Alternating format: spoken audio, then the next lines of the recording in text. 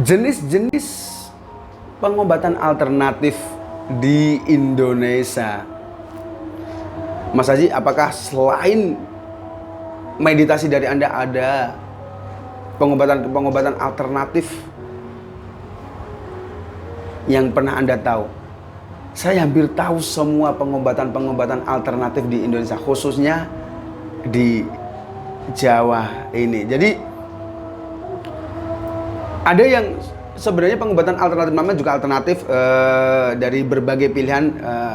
Mungkin ini jalan yang baik, jadi sebagai alternatif lah, sebagai solusi alternatif dari berbagai banyak pilihan ada satu pengecualian. Nah, ini namanya alternatif.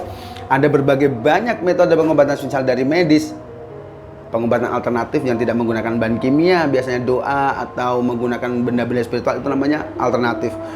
Dan pengobatan alternatif itu ada banyak sekali, termasuk ada bekam, dimana bekam itu sekarang lebih keren ya, lebih modern, menggunakan kop, ada alat penyedotnya begitu. Tapi sebelumnya harus ada maksudnya kulitnya di istilahnya coblos-coblos dikit-dikit gitu, kayak ditato begitu, cetek-cetek kayak bolpen gitu, dipecah-pecah, cetek-cetek begitu, bisa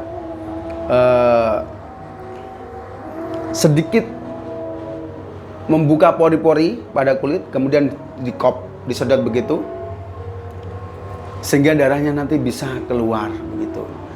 Dan biasanya sebelum, ada yang mengatakan ini baiknya kalau orang sebelum di bekam itu harus diruqyah dulu. Karena apa? Ada yang meyakini kalau darah-darah kita itu juga sudah dihuni oleh setan. Ketika kita mempunyai kesalahan sedikit, kita pernah minum minuman keras, kita makan atau meminum dari rezeki yang haram, itu akan menjadi darah, dan darah itu nanti yang disedot dengan kop itu. Dan kenapa harus menggunakan kop dan harus yakin itu darah kotor? Karena dalam dunia perbekaman, darah kotor itu darah yang berada di bawah kulit ya. Jadi darah-darah kotor itu disedot dengan kop tadi, disedot begitu. Kemudian dengan diambilnya darah itu akan mengurangi darah kotor pada diri kita, dan darah kotor itu yang bisa menjadikan penyakit. Dan insya Allah ada jin-jin atau setan, jin jahat ya, masuk dalam darah itu, kemudian disedot itu hilang, insya Allah kita akan sehat dan segar. Ada juga yang menggunakan metode banyak ya, ada yang menggunakan metode tumbuh-tumbuhan herbal, misal harus meminum air dari rebusan daun sirih, ada yang meminum dari rebusan daun bidara juga ada yang meminum dari rebusan daun kemangi, itu juga ada. Bahkan ada juga yang berbagai macam daun-daun, akar-akar ginseng dan lain-lain dijadikan satu dan diminum untuk menyembuhkan berbagai macam penyakit. Ini termasuk pengobatan tradisional.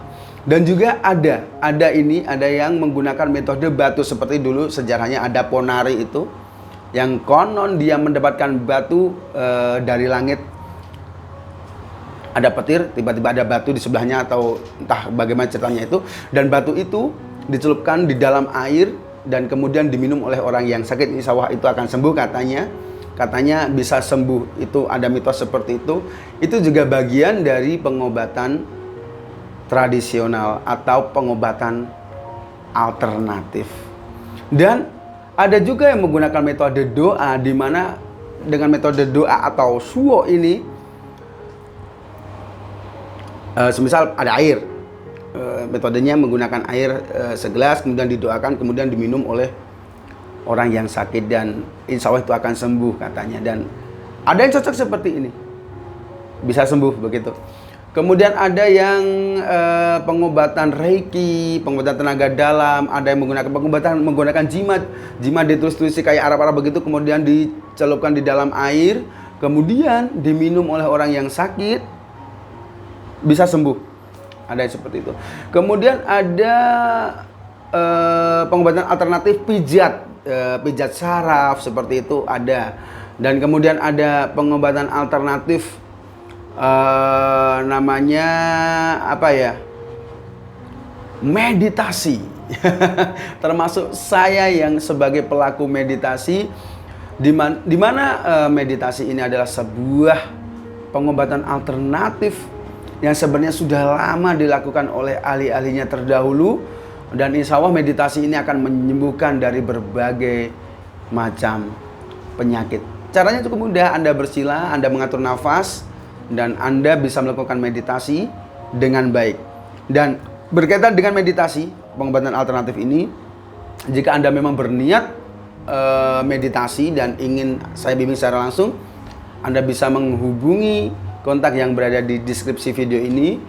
Anda bisa saya bimbing langsung, atau Anda saya pandu secara jarak jauh.